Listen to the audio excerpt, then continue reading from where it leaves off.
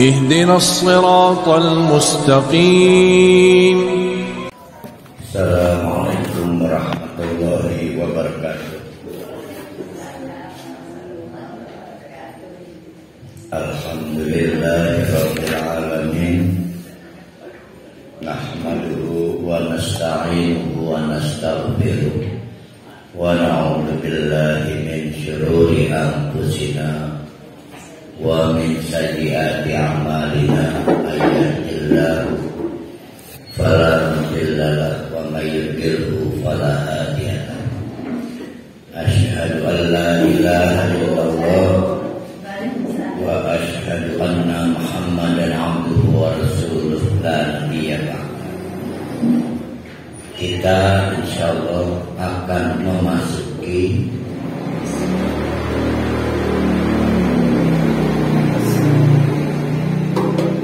kisah ke-7 yang disediakan oleh Allah di surah Hud. Sekali lagi saya wajib mengingatkan, kisah-kisah tersebut termasuk kisah yang ke-7 ini, yaitu kisah Nabi Musa, adalah dalam rangka mensugesti Nabi Muhammad SAW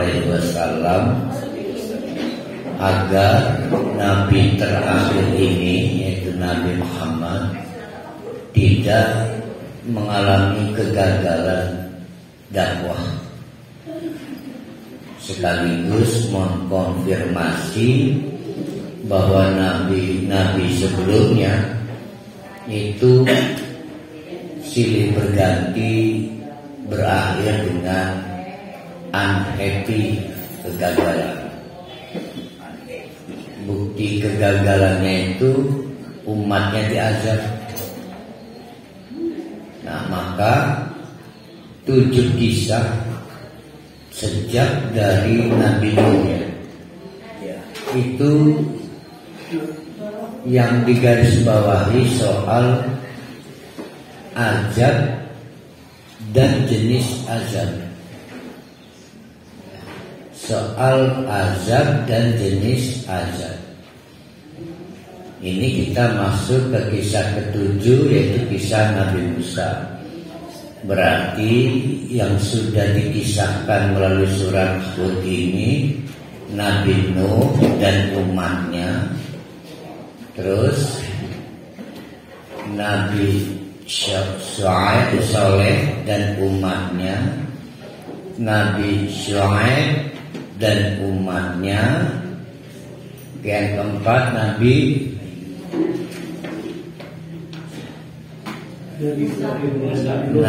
sebelum Ibrahim ada Nabi Lut dan umatnya, Nabi Ibrahim dan umatnya. Sekarang kita masuk ke Nabi Musa.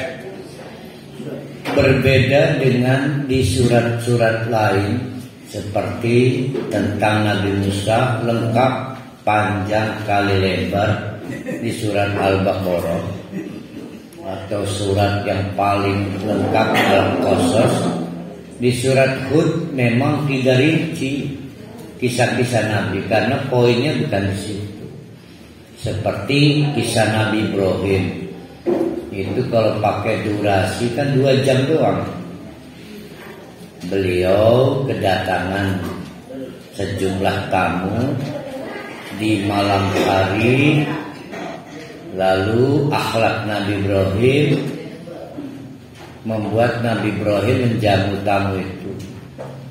Alangkah kagetnya ketika tamu itu makan dengan cara yang tidak biasa dari suguhan yang diberikan Nabi Ibrahim. Timbul ketakutan karena kebiasaan di zaman dan daerah itu, kalau ada tamu makan dengan cara yang ganjil, unik, jangan-jangan punya rencana buruk. Tapi malaikat segera mencoba menenangkan situasi. Jangan takut Ibrahim, karena kami adalah petugas Allah. Sebenarnya kami numpang lewat mau ke depan, yaitu teman profesi kami, yaitu Nabi Lut, dapat tugas dari Allah untuk mengajak.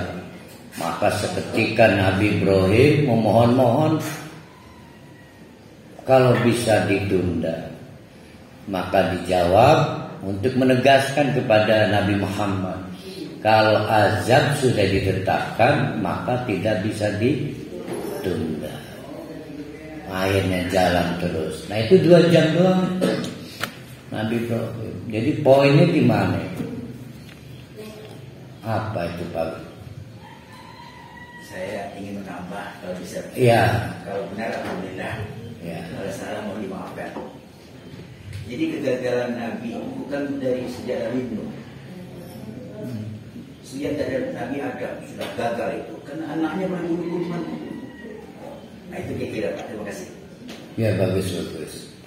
Jadi dalam konteks ini saya ulangi, kepentingan di surat Hud, Allah ingin mensugesti Nabi Muhammad dari sisi jangan kecil hati Muhammad. Umat yang membangkang akan diazab. Jadi bukan nabinya, umatnya. Nah kalau berkaitan umat yang diazab, itu berarti sejak Nabi kedua, yaitu Nabi Nuh.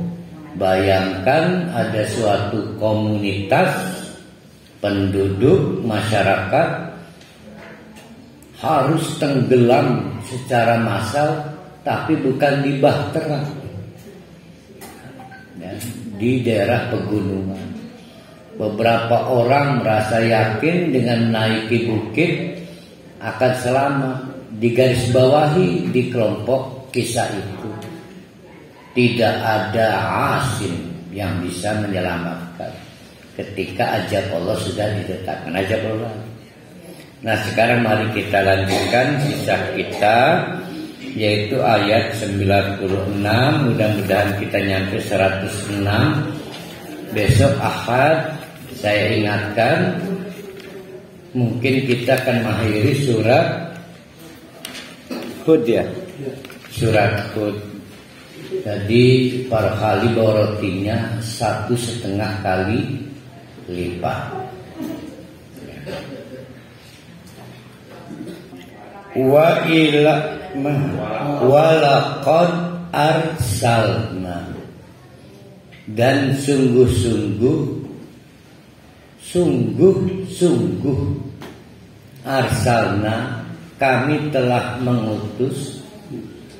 Artinya menjadikan yang bersangkutan sebagai rasul. Siapa itu? Musa, Nabi Musa, dengan 2 alat sekaligus. Istimewa. 1 biayatina, dengan ayat-ayat kami. Pada surat yang lain diterangkan dengan 9 tanda kebesaran Allah yang kita sebut mukjizat. Wa sultanin mubin, wa sultanin mubin. Sultan, seseorang kemudian diberi gelar sultan karena mampu mengalahkan lain-lain pihak, sehingga berhasil mengalahkan, kekuasaannya dirampas, segala hak miliknya dirampas, bahkan kadang sampai jauh dari itu, anak keturunannya dirampas, disatukan menjadi kesultanan. Jadi Jadi sultan itu artinya yang mengalahkan. Itu sultan. Nabi Musa itu selain dibekali dengan 9 mukjizat, ada yang ingat 9 mukjizat Nabi Musa? 1, dengan tongkatnya mampu menjadi ular. Ayo hitung 1. Bukan tongkat, salah. Mukjizatnya adalah dengan tongkatnya mampu menjadi ular. Karena nanti ada yang keduanya. Yang kelima, bukan yang kedua. Yang kedua apa?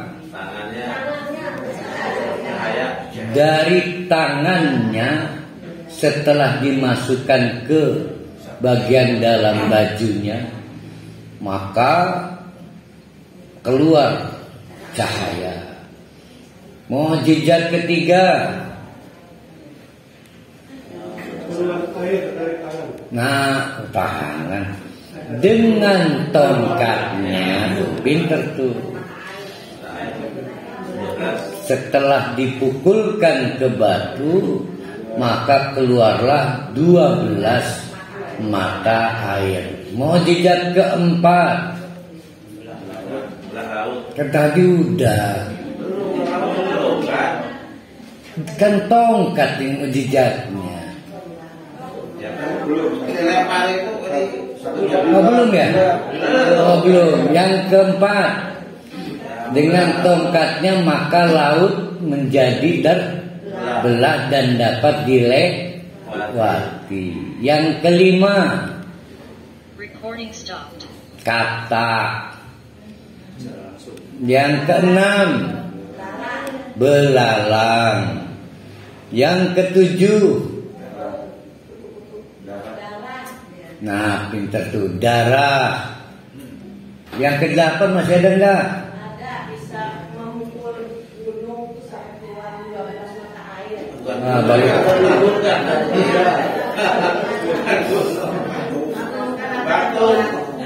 Udah, tadi udah terlambat. Ayo yang ke-8. Kalau nggak ada 7 aja mukjizatnya.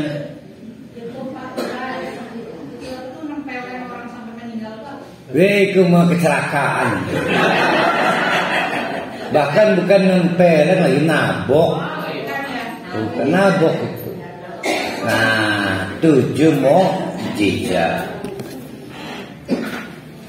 Jadi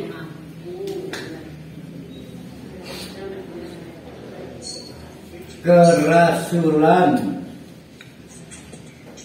Nabi Musa dibekali dengan dua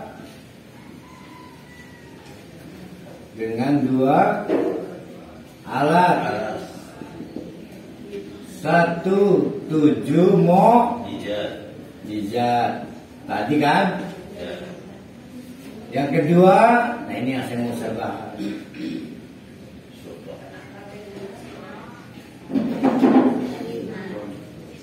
Apa sultan itu? Nah, jadi orang disebut sultan karena mampu mengalahkan yang lain. Berkuasa karena mencaplok kekuasaan pihak lain. Memiliki karena mencaplok kepemilikan pihak lain. Nah, Nabi Musa juga dilengkapi selain 7 jenis mukjizat, juga diberi kemampuan mengalahkan pihak lain.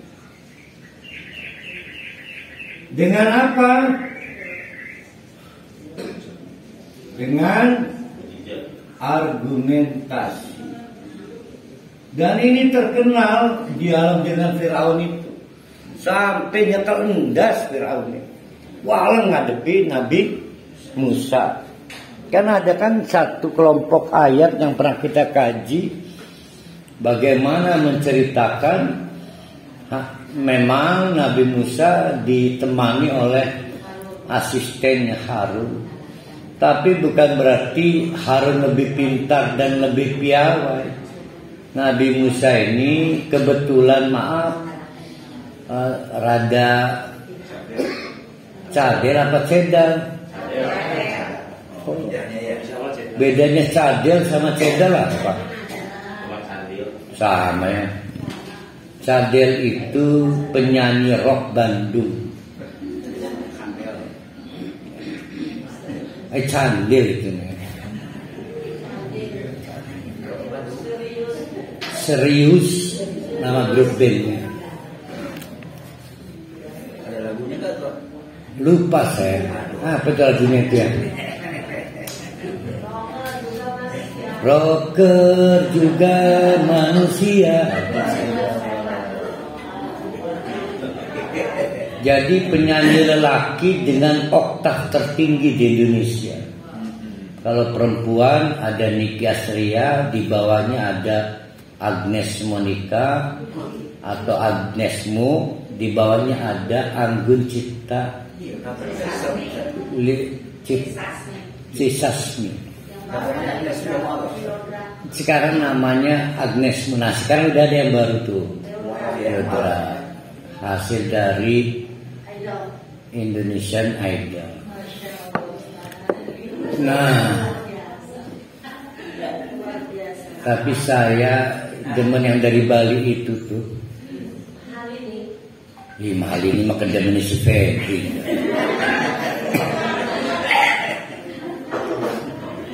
Nah, Fir'aun bertanya kepada Musa, coba terangkan siapa Tuhan. Pasti kalau Pak Dik-Dik diajak debat begitu, jawabannya Allah. Tapi tepat kurang apa sebutnya, tidak talk to kill. Ya, kan kalau debat untuk menghadapi orang kayak Fir'aun kan harus talk to kill. Menjawab untuk mematikan atau menjawab secara mematikan. Maka dijawab oleh Nabi Musa, Tuhanku adalah Tuhan yang menciptakan banyak ragam rupa, sehingga ada rupa binatang dan sampai ada rupa seperti engkau. Bingung Firaun, iya ya, patung saya nggak bisa itu lebar. Lama-lama kesel Firaun. Bismillah aja kau ngomonglah. Sekarang kalau kamu memang betul seorang Rasul, karena saya tahu kecil kamu anak saya, terangkan cerita orang-orang dulu. Dijawab oleh Musa, lah saya mau orang sekarang tahunya tentang orang sekarang. Kalau mau tahu cerita orang-orang dulu, baca kitab dari Tuhan saya.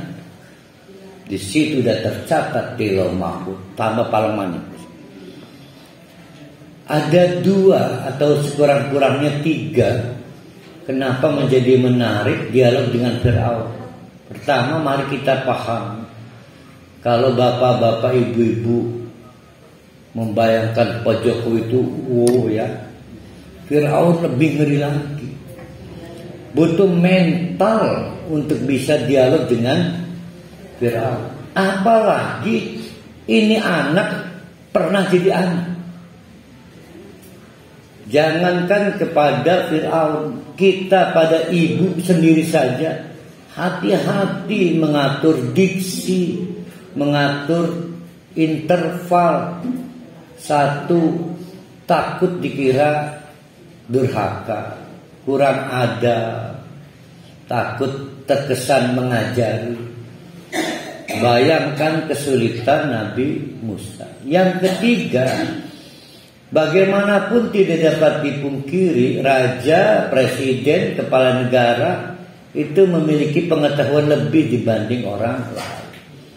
Yang dihadapi ini Fir'aun, pasti pengetahuannya lebih. Nah, tapi faktanya Musa dapat mengalahkan. Kemampuan mengalahkan adu argumentasi dengan Fir'aun disebut sultan mubin, nggak perlu diperdebatkan lagi. Karena memang disaksikan oleh Al-Mala, anggota kabinetnya, gila pimpinan gue keok, kalah. Kebayang tidak itu bagaimana perasaan dan gimmick presiden saya ketika disindir Ibu Megawati. Ya. Kebayang tidak Fir'aun lagi disekakmat oleh Musa di depan kabinet. Seperti itulah. Nah, peristiwa itu disebut sultan. Kemampuan mengalahkan. Mubin, nggak perlu diperdebatkan, banyak yang lihat. Seperti jadi tontonan apa yang terjadi di mana Bapak Presiden kita seperti kena mental itu kan, banyak nyaksikan. Presiden kita bukan Pak Jokowi, presiden kita. Saya ulangi, kerasulan Nabi Musa dibekali dengan 2 alat. Yang pertama adalah mukjizat dan luar biasa, 7 jenis mukjizat. Mukjizat itu bukan alat ya. Mukjizat itu kejadian yang wow. Nah, alatnya tongkat, kejadiannya dengan tongkat itu berapa kali? 3 kali. Yang kedua dengan kemampuan mengalahkan lawan debatnya. Wa sultanin mubin, dan kemampuan mengalahkan debat yang tidak perlu diragukan. Ila Fir'auna, kepada Fir'aun, wa malaihi, juga pembesar-pembesar anggota kabinetnya. Fattaba'u amra Fir'auna, tapi aneh ya. 2 alat aneh. Sudah diberi 2 alat, tetap saja fattaba'u, tetap yang diintili adalah Fir'aun. Aneh apa aneh? Aneh. Sudah kayak Fir'aunnya, udah dipermalukan oleh Nabi Musa dalam adu debat. Bahkan sebelumnya tukang sihirnya udah kayak kan. Tapi tetap saja mereka bukan bersyahadat menjadi pengikut Nabi Musa, malah fattaba'u amra Fir'auna. Nah, fa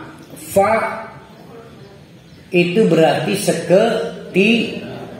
Kalau summa butuh waktu. Berarti tanpa merenung, tanpa istikharah, tanpa minta pendapat teman, keluarga. Musa mengkudipit ya, kita nggak ngobrol dengan batur. Lamun batur tegar, nasihatin kok kita sadar. Enggak ini mah. Seolah-olah kita ngomong, Musa, saya akuin kau Rasul, hebat mukjizatmu dan luar biasa, engkau membuat kepala daerah kami, kepala negara kami keok. Tapi kami tetap menjadi pengikut Fir'aun. Dong edan. Nah, fattaba'uhu amra Fir'aun, inilah alasan azab Allah datang. Itu ya. Wa ma amru Fir'auna birosyid, padahal segala hal kebijakan Fir'aun itu birosyid, tidak cerdas. Patung disembah, anak kecil dibunuh hanya karena ada informasi bakal ada dari kalangan dewasa Bani Israel yang akan meruntuhkan kekuasaan Fir'aun oleh sebab takwil mimpi. Jadi Fir'aun siji bengi ngimpi ini mekene. Lagi enak-enak nongkrong, mencelat bocah si Fir'aun, ngedek endiak endasi. Maka takon yang blow on, takon yang dukun, takon yang ahli ibadah. Maka Fir'aun takon, duk, duk mas duki ya, kun ya, kun, begini, aduh gawat. Itu artinya tidak ada lain kecuali akan ada yang mengkudeta kekuasaanmu, dan itu dari kalangan Bani Israil. Maka diterjemahkan agar menggenosid anak-anak yang nanti menjadi pemuda. Nah itu birosid, ma sama sekali tidak birosid, cerdas. Jadi kehilangan akal sehat. Ya kedumu kaumahu yaumal kiamati, lompat. Kisahnya diringkes. Ini konsekuensi dari kuatnya Fir'aun. Kuat Fir'aun itu sampai menghipnotis rakyatnya, tidak tertarik bersyahadat dengan Nabi Musa. Maka yakdumu, memimpinlah Fir'aun qaumahu. Siapa qaumahu itu? Ya rakyatnya, ya kabinetnya, yaumal kiamati, pada hari kiamat. Nanti akan ada benderanya, rombongan besan, Pak. Rombongan Fir'aun. Ada benderanya. Fa'aura dahumun naro. Maka Fir'aun mewarodkan, mendatangkan, menggiring mereka ke neraka. Pertanyaannya, kenapa yang ikut ke Fir'aun berarti otomatis teken kontrak digiring Fir'aun ke neraka? Kenapa itu? Karena menolak kerasulan Musa. Jadi setelah Musa diutus Rasul, berarti ada dua kan, pionir kan. Ada Fir'aun, ada Musa. Kamu pilih yang mana? Ayo pilih Fir'aun apa pilih Musa? Musa punya dua mukjizat, jumlahnya 7 kejadian, dan punya kemampuan yang terbukti mengalahkan Fir'aun dalam adu argumentasi. Berarti Fir'aun sudah 2-0, kalah 0-2 ya. Ternyata tetap mengikuti Fir'aun. Itulah alasan tanpa sidang langsung divonis masuk neraka. Wa bisal wirdu al maurudu, dan seburuk-buruk tempat untuk didatangi yaitulah neraka. Wa bisal wirdu, wa bisal wirdu, wa bisal al wirdu al maurudu. Ya. Kan asal katanya waroda, waridun. Waridun apa? Yang mendatangi. Berarti wirdun yang didatangi. Mana yang lebih banyak didatangi? Rumah kita apa sumur umum? Nah, wirdun artinya sumur. Birun itu udah ada temboknya. Apa ya kalau dijawab? Beli. Beli itu apa ya? Sumber. Di tengah kemarau, satu-satunya sumber atau beli cuma itu, maka itulah wirdun. Tempat yang akan sering didatangi pengikut Fir'aun gak ada lagi. Namanya neraka. Nah, sebagaimana di zaman paceklik, sumur kan cuma tinggal mengungekuan. Lamun tempat kembali Fir'aun dan kawan-kawan, nggak ada lagi neraka. Kita mah banyak kita. Surga level 1, surga level 2, surga level 3. Jadi atas mereka itu nggak punya pilihan lain. Namanya bi'sal wirdu al maurud. Nanti catat ya, baru ingat ini bi'sal wirdu ya. Nah ini kita tulis angka 1 karena nanti ada 3 bi'sa ini. Ingat-ingat, ada 3 bi'sa ini kalau nggak salah ya.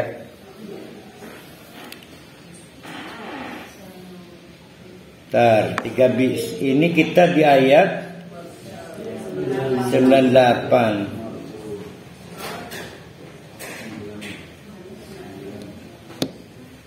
Rasanya telung bisa iki. Siapa kan ketemu bilang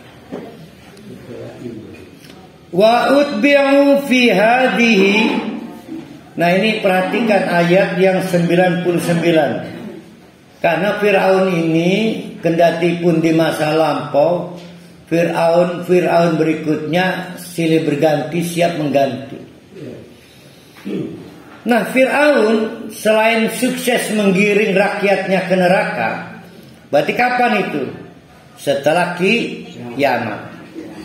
Tapi sebelum meninggal sekalipun, berarti pada waktu berkuasa memimpin rakyatnya, itu Fir'aun sebetulnya sudah teken kontrak wa utbi'u fi hadhihi, di negaranya itu mengikutkan, artinya memberikan kepada rakyatnya laknatan atau mendatangkan kepada rakyatnya laknat. Jadi memimpin dengan kebijakan-kebijakan yang dilaknat oleh Allah. Cuma nggak disadari kan. Mungkin kita nyebutnya istidraj. Jadi kalau kehilangan rahmat berarti tinggalnya apa? Kehilangan rahmat, laknat. Maaf ini misal ada undang-undang omnibus law. Oh banyak orang resah. Kalau punya kesimpulan ini nggak ada rahmatnya, artinya laknat semua. Jadi jangan membayangkan gunung meletus, banjir bandang ya, banjir bandang apa? Banjir bandang. Kebijakan kepala negara yang menyiksa dan mendolimi itu sendiri disebut hadhihi laknatan. Nah, itu maksudnya itu ya. Nah ya Allah, hanya gara-gara menolak Rasul, otomatis kepala negaranya Fir'aun itu berubah menjadi alat Allah untuk melaknat. Menjadi alat Allah. Bayangkan laknat Allah dititipkan melalui kekuasaan kepala negara. Kan gede tuh kepala negara itu, luas. Mungkin retribusinya mendolimi rakyat, besaran pajaknya mendolimi rakyat, aturan-aturan kepegawaiannya mendolimi rakyat. Cuma bagusnya bangsa Indonesia itu apa ya, welas asih yang sebegitunya diduga laknat pun masih dibilang ini ujian dari Allah. Padahal beda antara laknat dengan ujian, beda. Jadi sudah masuk fase laknat tapi masih disebut ujian. Di dunia wa yaumal kiamati, apalagi di hari kiamat. Jadi karena kiamat belum terjadi, tapi buat bapak-bapak ibu-ibu gampang menakar. Kalau orang itu diperkirakan akan jadi penghuni neraka, pasti hidupnya bertabur laknat. Tapi sugih Pak, istidraj. Tapi orang pernah guring Pak istidroj. Kita nggak tahu jenis laknatnya kali. Contoh laknatnya bisa rifdu al marfudu. Nah, ini bisa kedua ya. Nah, ini penting ya. Yang ini penting karena berkaitan negara kita ini. Berkaitan negara kita. Kayaknya Fir'aun niru negara kita ini.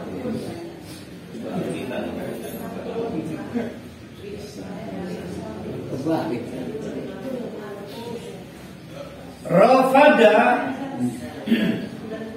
minta maaf bisa diartikan subsidi, bisa diartikan insentif, bisa diartikan pemberian atau gift. Siapa yang memberi subsidi? Kepala negara. Sehingga rakyat berketergantungan kepada negara itu. Kata Allah, berapa sih dikasih Fir'aun? Itu sebesarnya apapun yang berikan Fir'aun pada kamu, bisariftu al-marfud. Karena itu pemberian yang bakal menggiring kamu ke neraka. Pernah dikasih berapa oleh capres dulu? Pernah dikasih berapa? 100. Udah nyampe neraka cuma 100.000 doang. Artinya sadar tidak, semua akan ada ujungnya, namanya neraka. Oh, saya lupa ya. Kita ulang lagi. Waktu kita menjelaskan bi'sal warid, warid itu artinya semua langkah ujungnya neraka. Kan tadi udah kita bilang ada sumur di masa paceklik, mungi satu-satunya. Ada sumur lain yang bisa jadi alternatif? Nggak ada. Ada tempat tuju lain selain neraka? Nggak ada. Maka disebut bisal wirdu al maut. Berapa dapat dari capres kemarin? 100. Hebat amat, 100.000 udah bisa ngantarkan rakyat saya ke neraka ya. 100.000. Yang bikin gondok bisa rifdu al-marfud. Cuma 100.000. Itu adalah pemberian terburuk yang pernah kita lihat. Karena mengantarkan kita ke neraka. Bisa rifdu. Ngeri kan? Ya Allah, luar biasa Fir'aun itu ya. Sampai hanya gara-gara subsidi, retribusi, nggak mau nerima dakwah Musa itu. Disadari nggak bisa itu yang dilakukan Fir'aun ini. Salah ke. Fir'aun terinspirasi negara kita. Hah? Saya nggak yakin. Tetap saya penilainya itu. Fir'aun itu punya mesin waktu yang dilakukan niru negara kita. Nun, ainun. Ini yang terjadi sekarang, Ustaz. Satu tingkatan waktu pemilu ini kasih uang 50.000. Oh, tadi 100. 100.000. Itu wapres kali. Iya, jadi macam-macam lah. Jadi ngeri kita Ustaz. Iya. Dengan pemberian yang dengan menerima 100.000 rupiah itu terjadi kezaliman Indonesia. Enggak, kalau itu mah lebih kecil. Makanya kan saya kasih angka tuh 1 bisal wirdu. Kebayang tidak saudara kita terima 50.000 tapi langsung bypass. Cukup untuk ke neraka. Kan tragedi itu. Karena bisal wirdu. Yang bikin nek bukan 1 miliar, 50.000 bisa rifdu. Gitu maksudnya. Mending 1 miliar. Pada bayangin ya. Ya Allah, hina amat ya 50.000, naudzubillah min Sudah, ya Allah. Ini harus diangkat. Masih ada satu bisa lagi. Dulu ketemu gini nanti kebanyakan ketemu bikin. Nanti mana si jimaning malkin bisa nikin mal. Di surat Hud ini jangan membayangkan usahakan cerita rinci ya, poin-poinnya. Saya menasihatkan ini dicatat yang bisa wirdu al-maurud, bisa rifdu al-marfud. Zalika, begitulah Allah mengakhiri rangkaian 7 kisah. Kita ulang kisah Nabi Nuh dan umatnya, Nabi Soleh dan umatnya, Nabi Syuaib dan umatnya, Nabi Lut dan umatnya, Nabi siapa?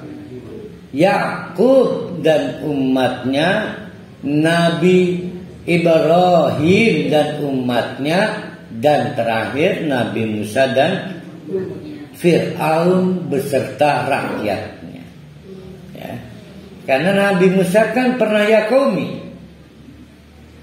Kan umat dia Bani Israel, umat dia.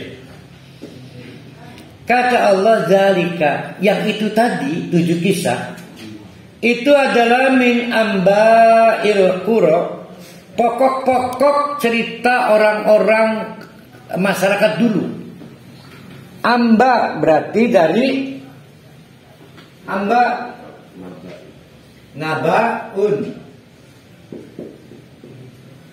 Ada nabaun, ada khabarun, ada hadisun.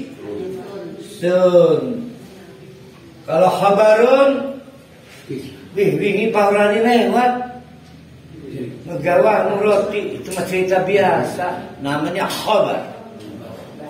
Tapi kalau perlu motor jauh sih kan, nah itu namanya hadis, breaking news hadis. Breaking news. enak kali ilustrasi. Nah ini lipsus, karena penting. Ini berita doang. Ini breaking news nih, hadis cekena terjadi.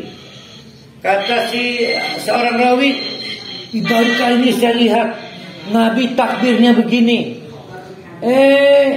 Nggak lama kemudian datang lagi rawi, ya ini yang terbaru nih. Saya lihat Nabi itu begini. Itu yang makan disebut hadis. Hadis itu adalah peristiwa yang cekena terjadi. Breaking news. Tapi naba itu dibuat stabil karena memang perlu diulang-ulang. Nah, orang yang mewartakannya disebut nabi. Maka nabi tidak mungkin mengumumkan harga minyak goreng naik turun. Nah, kata Allah 7 kisah tadi, sampai tadi kita terakhir Musa bersama rezim Fir'aun, itu adalah naba, merupakan liputan khusus, berita yang sangat penting tentang suatu komunitas. Nakussuhu, ayo nakussuhu, siapa yang ingat Al-Baqarah tentang kisos? Ayo siapa yang ingat pada waktu kita mengkaji surah Al-Baqarah ketemu tentang kisos? Kenapa disebut kisos? Karena sebelumnya seseorang terbunuh, saudaranya balas dendam maka ganti membunuh. Akhirnya memicu saudara yang lain yang terbunuh terakhir balas dendam, tidak berhabis-habis. Kisah berlanjut sehingga disebut kisos. Kisah lanjut. Naqussuhu, kisahnya akan berlanjut. Mungkin sekarang ini, mungkin nanti. Selalu ada kaum Lut yang baru, selalu ada rezim yang meremehkan ulama, perintah Al-Quran, seperti Fir'aun. Selalu ada. Naqussuhu, akan silih berganti ya. Naqussuhu diceritakan kepadamu sebagai sesuatu yang silih berganti. Alaika, kepadamu, hai Muhammad, kamu jangan kecil hati ketika diintimidasi umatmu, dikriminalisasi umatmu, apalagi kamu kena mental. Tenang, mereka semua dikalahkan oleh kami. Sejak zaman Nabi Nuh, mereka diterjang banjir padahal mereka bukan di daerah air. Sampai rezim terkuat, politisi adiluhum, sadis, tapi juga dikalahkan oleh Allah, yaitu rezim Fir'aun. Jadi udahlah, tenang aja, tenang, itu urusan saya, kata Allah. Minha, di antara 7 cerita tadi, ada yang qaimun, ada artefaknya. Ada artefak itu ada cagarnya, cagar, ada bekasnya, bisa dilihat, bisa diraba, bisa dicekel. Tapi wahasidun, ada yang punah tanpa bisa diketahui jejaknya. Kaum Nabi Lut dan kampungnya nggak ada jejaknya. Nah, ketika kita menemukan jejak kaum Nabi, rezim Fir'aun, ada jejaknya, percaya nggak bahwa cerita Quran benar? Benar, cerita Quran benar. Berarti ketika Allah menerangkan, ada dibiarkan jejaknya, ada yang hilang jejaknya, berarti cerita yang ada jejaknya benar nggak? Iya kan ada tuh tiang-tiangnya itu bekas, termasuk piramid juga. Piramid, ada Bumi. selake lah, wakeh. Sekarang jejaknya masih ada, rezim baru kan.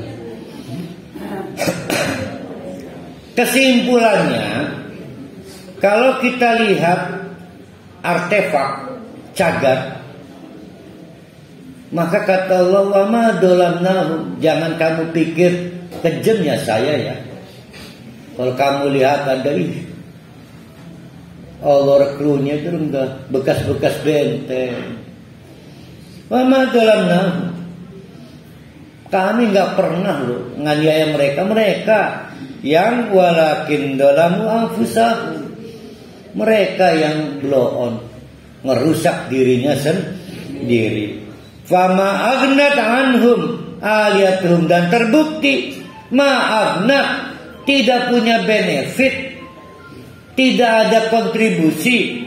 Aghnia ya, ma'aghnat, tidak menguntungkan, anhum, kepada mereka, ilahatuhum, berhala berhalanya. Kalau betul berhalanya kuasa, gak mungkin jadi cagar begitu. Pasti mereka masih eksis. Kaum Samud, kaum Irom, masih ternyata tinggal kenangan belaka. Tinggal kenangan itu pernah populer, itu nggak sengaja anak SMP Muhammadiyah bikin lagu di Makassar, terkenal, tinggal kenangan. Pernah apa? Nun, Ainun. Ini jenis azab yang diturunkan Allah kepada kaumnya nabi-nabi yang dikisahkan tadi.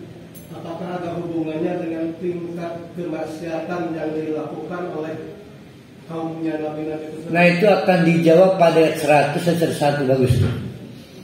Ada di ayat 101 sampai seterusnya.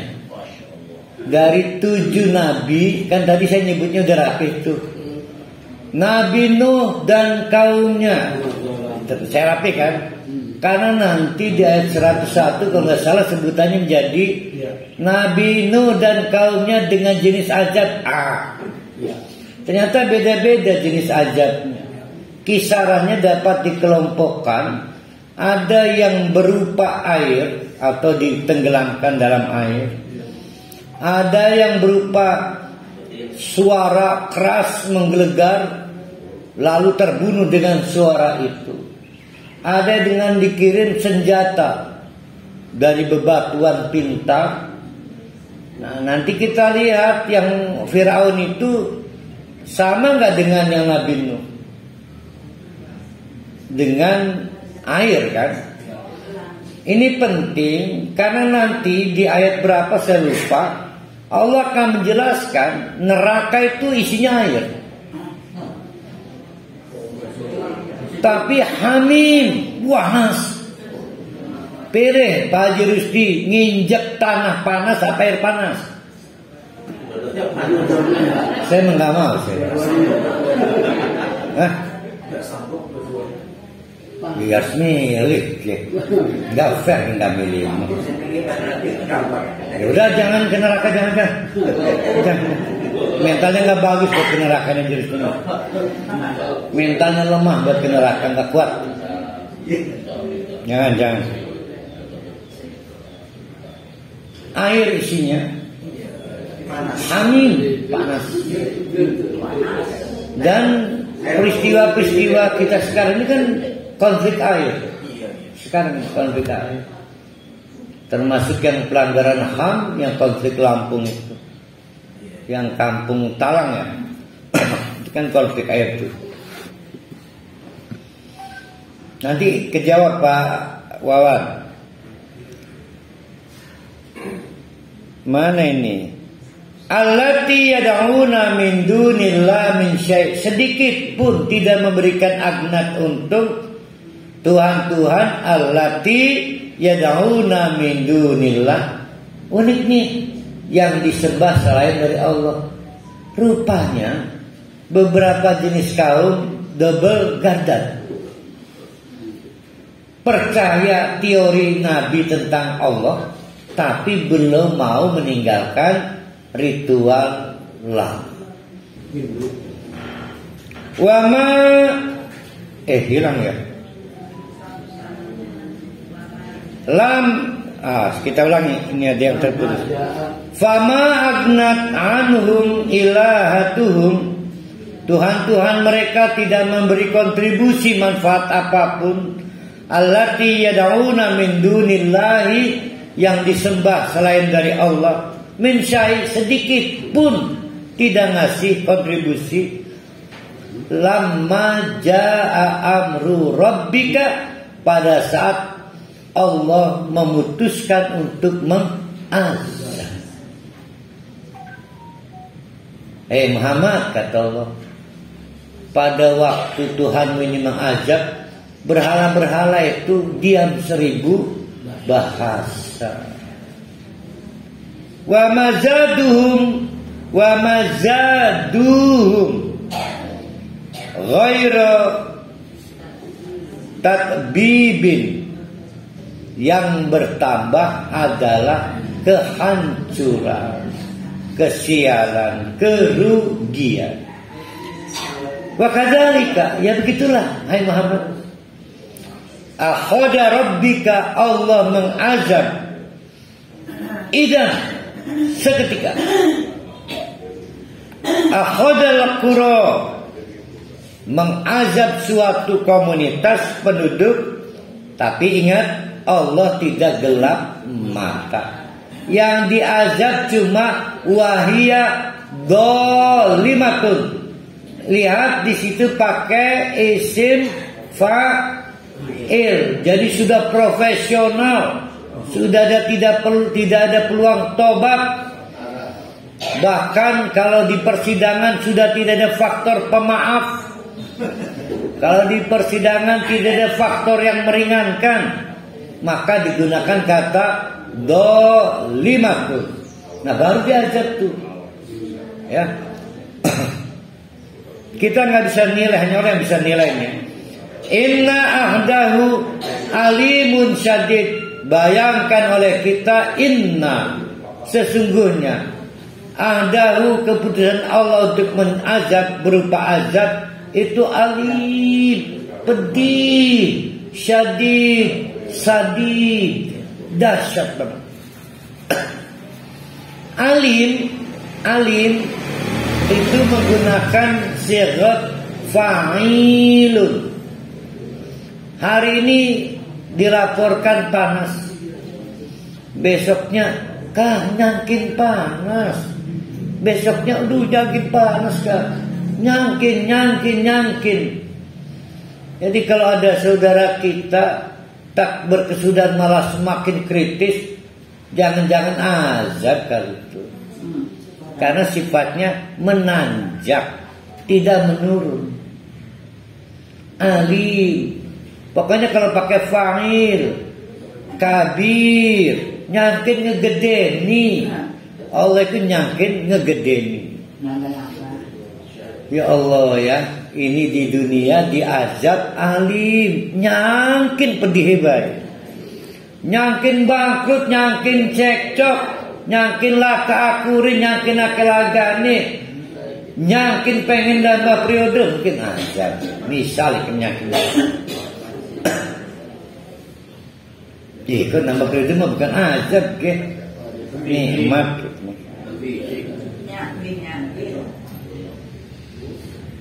Inna fi dzalika laayah. Yang demikian itu terjadinya azab yang meningkat dan terus meningkat, itu adalah ayatan, bukti kekuasaan Allah. Tapi buat siapa? Cuma liman khafa adzabal akhirah, yang takut akhirat. Titik dulu di sini. Saya mau tanya ke bapak-bapak ibu, kalau ada para khali ngumumkan di masjid, Assalamualaikum warahmatullahi wabarakatuh, inna lillahi wa inna ilaihi raji'un, telah meninggal adik saya Jamal. Kan adiknya, bukan Baturi, cuma Bang. Nah itu pengumuman buat siapa itu? Buat orang hidup. Kematian itu diperlukan untuk orang hidup.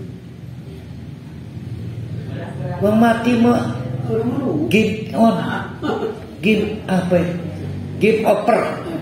Selaku urusane digeluntungaken goro bisa apa? Sejak para khali mengumumkan Dik Jamal mati, itu ayat tuh diolah ayatnya. Saya punya carapan husnudon aja, diperpanjang jadi sedina, rong dina, dalam rangka mengekspor ayat yang muripik inget gitu. Ayat Allah, mungkin maksudnya ya. Maka bersyukurlah bagi yang masih bisa menerima ayat Allah. Alhamdulillah, masih ada ayat Allah, wong lihat sing makan. Itu sebetulnya. Jadi produksi ayat Allah tidak pernah produksi ayat, termasuk kisah termasuk seseorang diazab. Ini salah azab nih.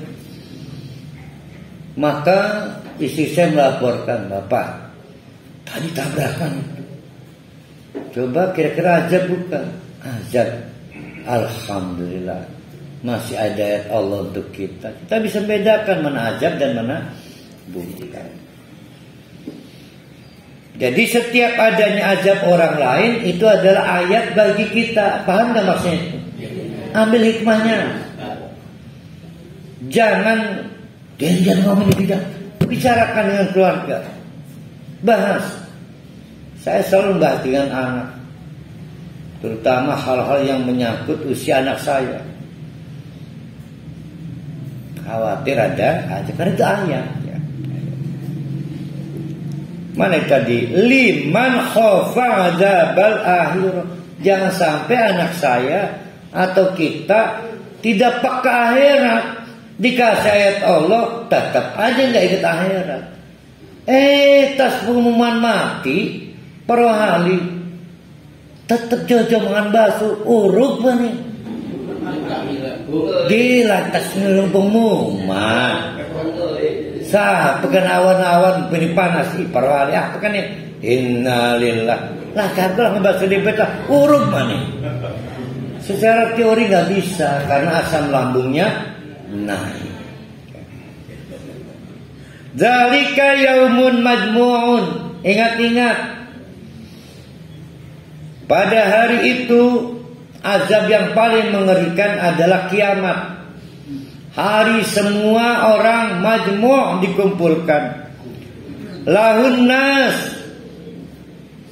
bagi manusia. Wa dzalika yaumum masyhud, dan dipersaksikan. Jadi tontonan. Artinya orang di kiamat nanti itu jadi pusat perhatian. Kalau suami pasti istrinya nonton. Suami saya masuk neraka sudah ya. Kalau di orang tua penontonnya siapa? Anak. Kalau tetangga, tetangganya lagi. Presiden yang nonton siapa? Rakyat. Coba si presiden kita kan mancing neraka ke surga. Jumlah presiden berapa per hari? Dari Pak Soekarno, Pak Soeharto, Habibie, Ki Haji Abdurrahman Wahid, Megawati, SBY, Jokowi.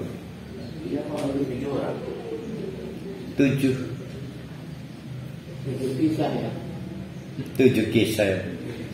Wa man akhirhu, hati-hati kalau azab sudah diteken oleh Allah. Wa man hamir, tidak bisa dicegah, tidak bisa diundur.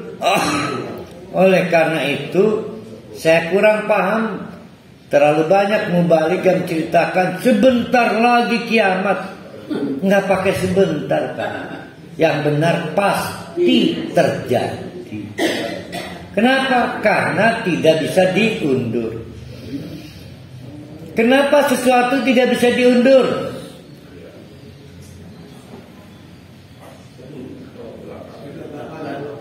Karena tanggalnya sudah ada. Karena waktunya sudah ada. Illa li ajalin ma'dudid, karena waktunya sudah ditetapkan.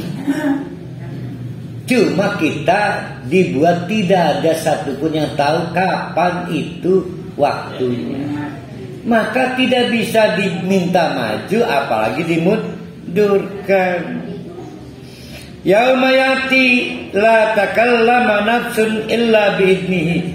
Semua manusia pada saat kiamat diam 1000 bahasa, kecuali yang diizinkan ngomong dengan mulutnya. Karena hari itu giliran tangan, kaki yang berbicara, apalah gitu. Di mata kan. Ya ada lagunya kok, risik kok. Andai aku bisa mengulang kembali. Faminhum syaqiyyun wa sa'idun. Semua yang diam 1000 bahasa, giliran tangan dan kaki hanya bisa bicara, dan hanya diizinkan yang bisa bicara dengan normal mulutnya. Siapa itu? Nabi Muhammad. Pintar tuh. Maka orang-orang itu terbelah dua. Ada syaqiyun, ada sa'id. Ada yang apes, ada yang untung. Sa'id, sa'adiyah. Pesantren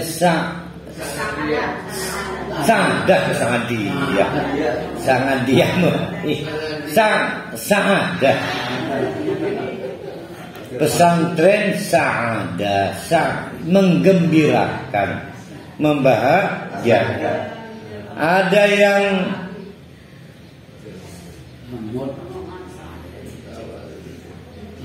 syakiyun, celaka. Ada yang sa'id, berat. Fa'ammal ladzi syakku, maka orang yang apes, celaka dan celaka itu pasti fafin nari, tempatnya di neraka.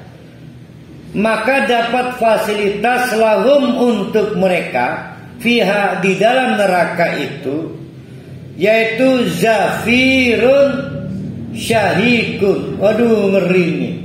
Oh, bukan fasilitas, keadaan mereka itu zafirun syahikun. Kalau zafir gini, apa tuh? Ambekan apa narik napas tuh?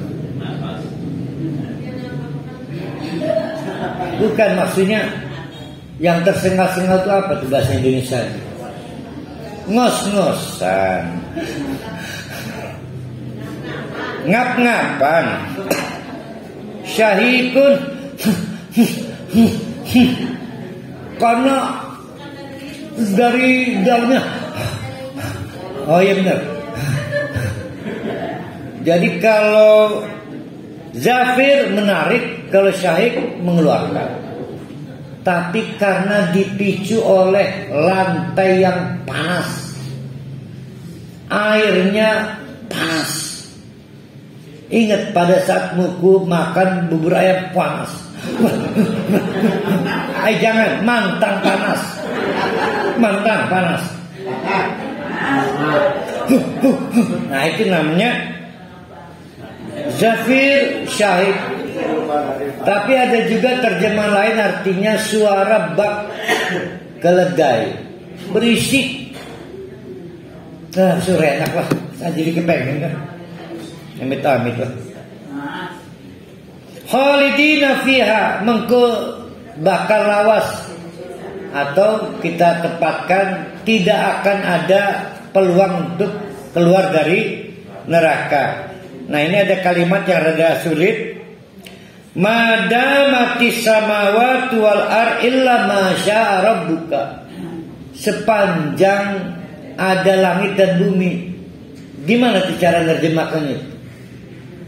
Di nerakanya sepanjang ada langit dan bumi. Nun.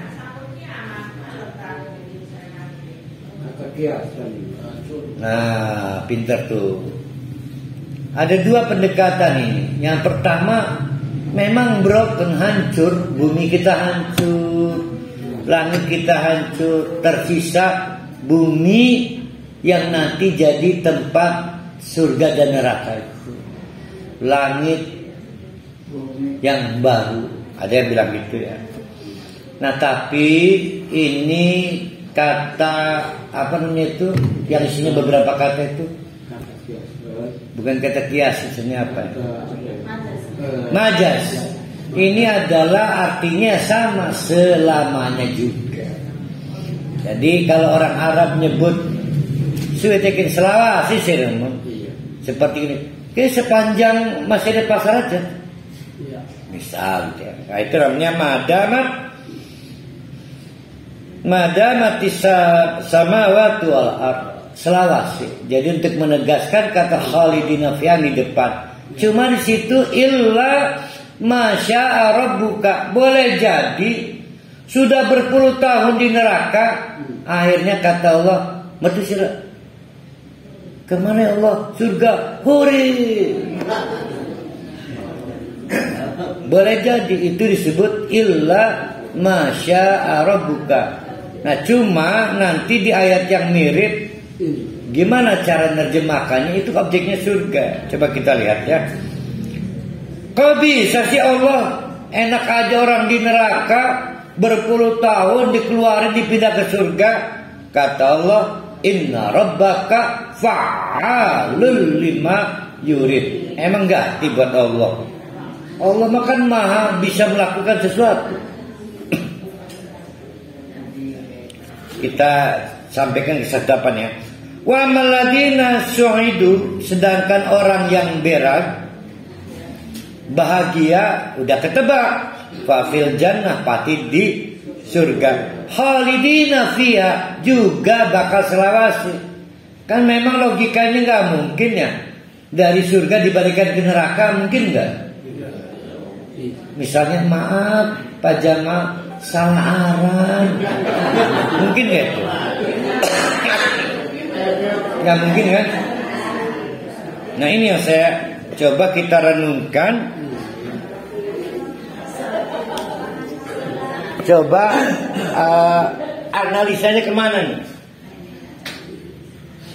Ada orang ditempatkan di surga, dikasih opini khalidina fiha, tapi madamat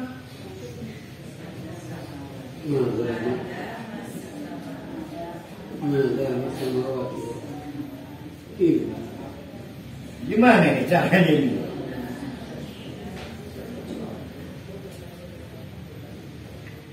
Oke, Pak Jamal, congratulations, selamat siang nih, surga, tapi khusus yang dikehendaki Allah. Ada yang tidak dikehendaki Allah, berarti di surga nggak selamat sih. Nah itu yang bingung tuh. Kalau yang tadi neraka bisa kan? Kita rekonstruksi terjemahannya. Kalau di depannya gimana itu?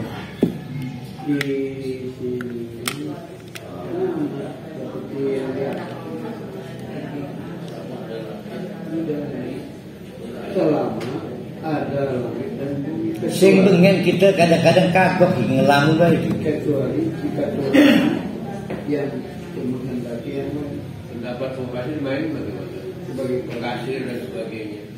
Sumirsa. Nah, jawabannya adalah sepanjang sesuai kehendak Allah. Nah, sedangkan penempatan para ahli di surga pasti bukan kesalahan. Jadi sudah sesuai kehendak Allah. Jadi tidak ada masalah. Cuma ya dikaliku amat. Apaan? Kenapa itu bisa seistimewa begitu para ahli Pak Jamal di surga itu? Itu karena apa itu? Jerih payah apa? Turunan dari rahmat. Kalau turunan dari rahmat namanya ato'an, gift, pemberian. Dulu saking hebat para ahli ato'an, karena dikurunyani Allah kudu ini urus selawasi perkali. Tapi udahlah ato'an ghaira majzudin, yang bukan apa masjud, tidak ada hentinya.